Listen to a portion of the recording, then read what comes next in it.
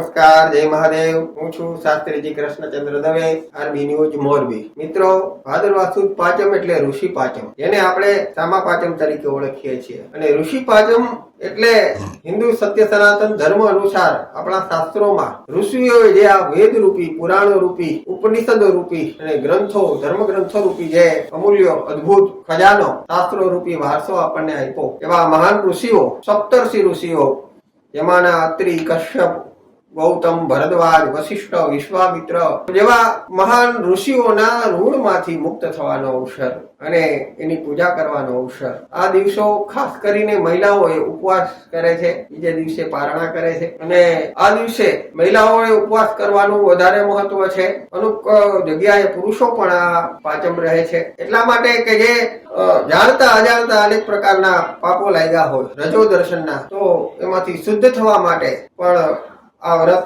કરવું જોઈએ. આ વ્રત કરવાથી સૌભાગ્ય અને સુખ સમૃદ્ધિ શાંતિની પ્રાપ્તિ થાય. ખાસ કરીને આ વ્રત સામા પાંચમનું વ્રત કરવામાં આવે છે. આ વ્રતની અંદરમાં અનાજનો નિષેધ છે, માત્ર ફલાહાર અને કંદમૂળ ગ્રહણ કરવા જોઈએ. અને વિધિપૂર્વક આ વ્રત નું ઉપાસના કરવાથી સુખ શાંતિ સમૃદ્ધિની પ્રાપ્તિ થાય છે. એટલે આ ઋષિઓને અરુંધતી ઋષિના પત્નીનું પણ તે દિવસે પૂજન કરવામાં આવે છે. આ રીતે બધાને ખૂબ ખૂબ ઋષિ પાંચમની શુભેચ્છાઓ. જય મહાદેવ.